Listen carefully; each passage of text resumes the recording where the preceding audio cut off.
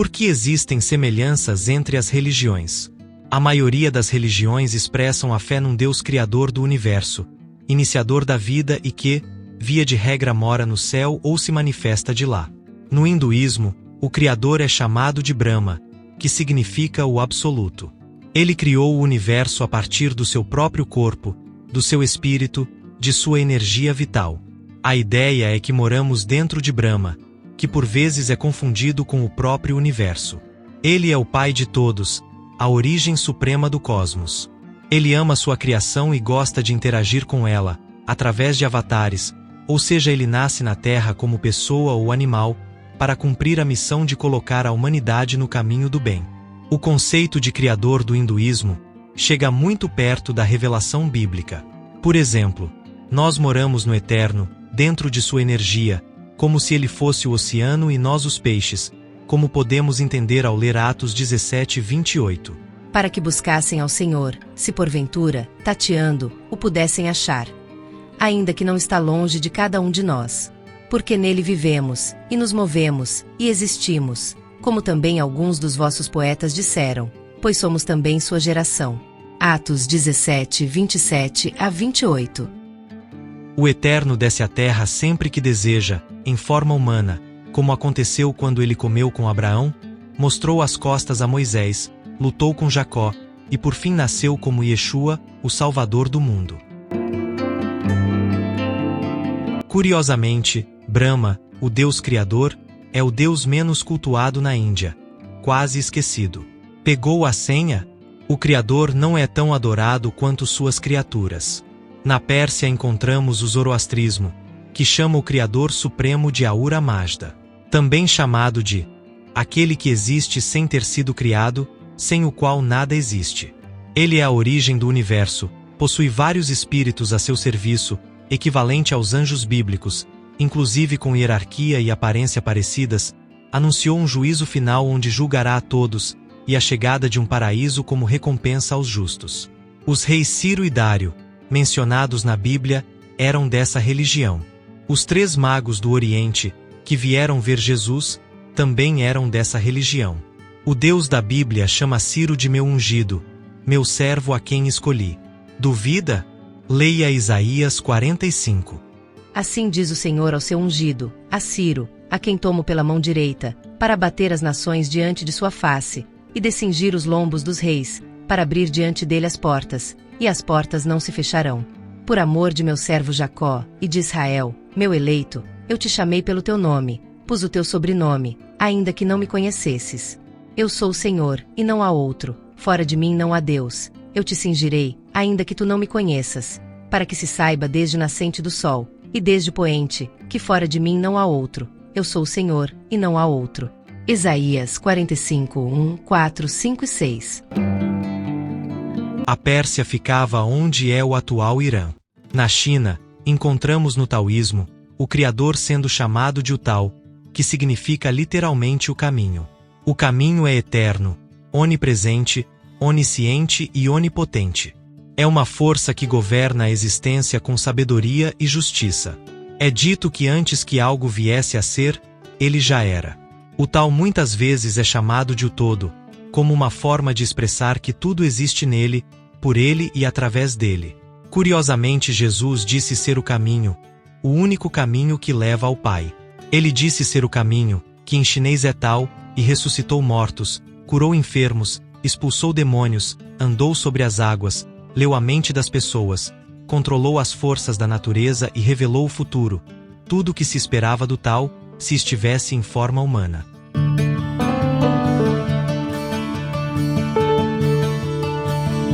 É como se Yeshua quisesse convergir a China para si mesmo, como se ele estivesse se comunicando. Olha, sou eu aqui em forma humana, vim salvar vocês. Venham. O próprio Yeshua disse que tinha ovelhas fora do aprisco de Israel. Ele veio salvar o mundo. Para isso ele precisaria se comunicar com todos. Mas existem pontos nessa filosofia que não estão corretos, diz você. Exatamente, irmão e irmã. E vou falar o porquê disso, antes desse vídeo acabar. Por gentileza, se inscreva no canal e aperte o legalzinho, caso goste do conteúdo. Obrigado.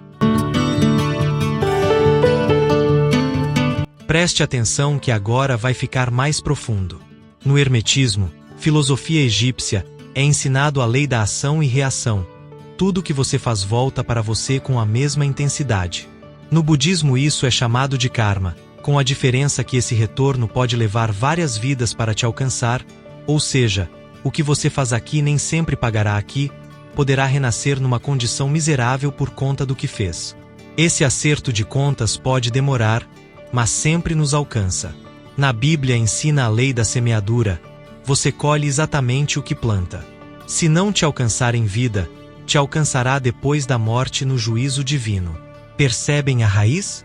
É exatamente o mesmo ensino, porém com uma leve variação.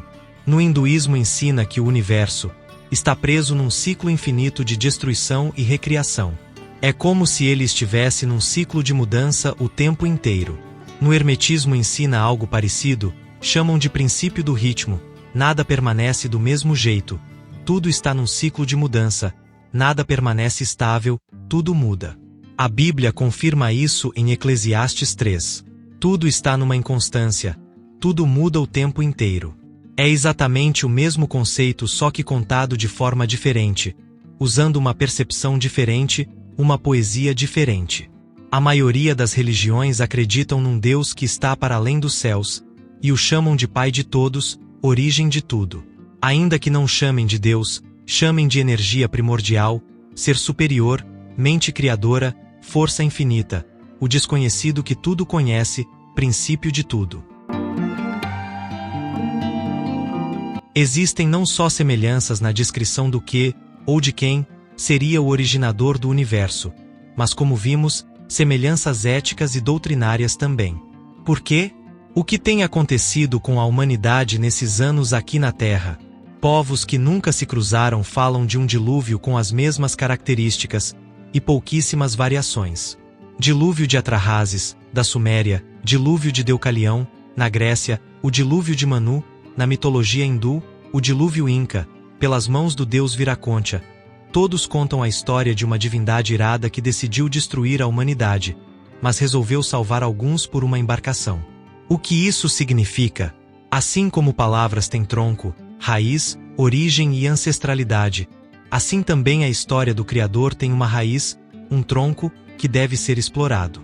Se a Bíblia tiver razão, e eu creio nela, toda a humanidade atual descende de uma única família, a de Noé. Todos os nossos ancestrais vieram dessa catástrofe. Pouco depois do dilúvio, na Suméria, uns descendentes de Noé decidiram fazer uma torre que chegasse até o céu, provavelmente como meio de escapar de uma nova inundação. Isso porque queriam viver sem lei, em completo hedonismo, sem consequências. Essa atitude rebelde, ousada e arrogante, fez Deus mudar a língua do povo, para que um não entendesse o outro. A torre ficou inacabada, tornou-se apenas um zigurate na cidade de Babilônia, e os povos se espalharam pelo mundo, cada um com seu idioma. Esse evento de rebeldia gerou uma punição terrível para os homens. O Criador permitiu a idolatria como juízo pelo pecado da rebeldia. Os homens passaram a adorar paus e pedras como se fossem deuses, passaram a matar por causa dessas imaginações, a que chamavam de deuses. Eles inventaram deuses que exigiam sacrifício de crianças, mutilações e todo tipo de loucura. O pior de tudo é que, eles mesmos acabavam acreditando em suas próprias imaginações, gerando com isso o caos social. Como rejeitaram o Criador, ele os entregou à imundície, para se entregarem às suas próprias imaginações, como punição por seus crimes. O Eterno permitiu que espíritos imundos se aproveitassem desse absurdo e escravizassem os homens. O Eterno recuou a proteção que era oferecida por ele, através de seus anjos.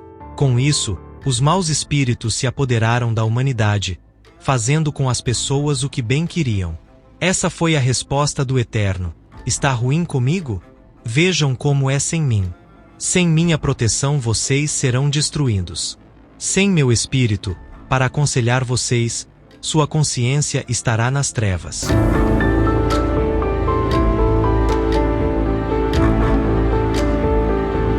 Só que a raiz ensinada por Noé, de que existe um Criador Supremo, que deseja nos fazer o bem, acompanhou seus descendentes por onde fomos. O ensino básico é o mesmo: existe um Criador, origem de tudo, que é bom, fonte do bem. Os cananeus tinham um Deus supremo chamado de El, Criador do universo. Curiosamente, El se tornou uma palavra comum usada até para o Deus de Israel. O que seria isso? El tinha esposa e filhos, Yahweh, o Deus de Israel, não. Por que os judeus chamaram Deus de El então? Eu entendo que El é uma deturpação de Yahweh, bem como qualquer Deus supremo de outra religião, principalmente daquela região.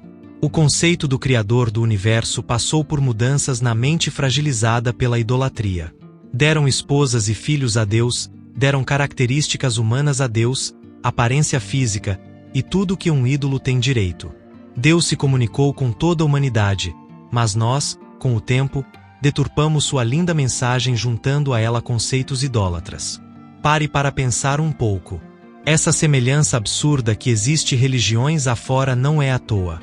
Tivemos a mesma fonte, mas no percurso, algo foi mudando, cada um foi inventando o que bem quiseram, e a fonte já não é mais pura. Observe a origem das palavras. As palavras diz, Zeus, de Auspiter, Devas, de Euas, Theos e Deus possuem a mesma raiz. Ainda que cada palavra esteja sendo usada por um grupo étnico, a milhares de quilômetros de distância uns dos outros, todas possuem um mesmo ancestral. Se possuem a mesma raiz, a mesma fonte, qual a dificuldade de aceitarmos que, de fato, se trata da revelação do mesmo Deus, só que deturpada por causa da idolatria? Toda religião tem pontos dados pelo Criador, justamente para convergi-los a Cristo. É um presente do Eterno, que possibilita a Techuvá dos povos, o retorno dos filhos de Adão ao Eterno. Porque existem semelhanças entre o Atom egípcio e nosso Deus. Porque Atom é uma percepção da revelação do Criador, foi o que puderam entender dele, o que perceberam dele.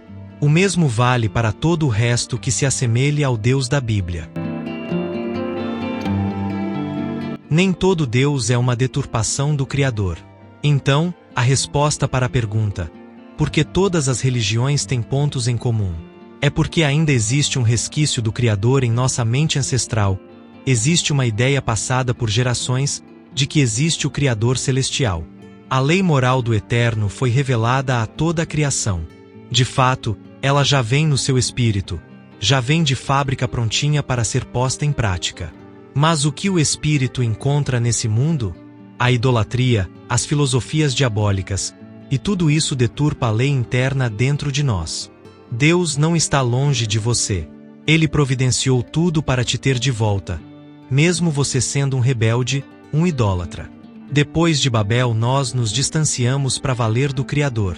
Mas ele não desistiu de nós, tanto que se aproximou de Abrão, e prometeu redimir a humanidade inteira, através de seu descendente.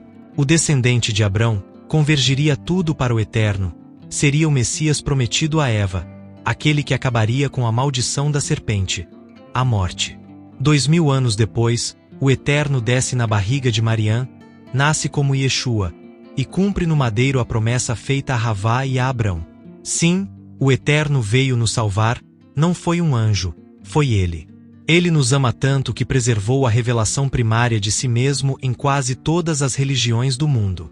Mesmo sendo rejeitado, mal interpretado, julgado, criticado, mesmo não tendo obrigação de fazer, ele preservou sua revelação em nós, com o objetivo de facilitar nosso chamado e percepção de quem seja Yeshua. A porta da casa de Deus não está fechada, é você que não quer entrar. Qual das suas imaginações já abriu um mar? Qual tem anunciado o futuro como Yahweh faz? Qual dos seus livros tem mais provas arqueológicas que a Bíblia? Elohim nos deu provas suficientes de que não é fruto de nossa imaginação. A escolha de segui-lo ou não é sua. Que o Deus de Shalom esteja com você e te conceda fé. Até breve.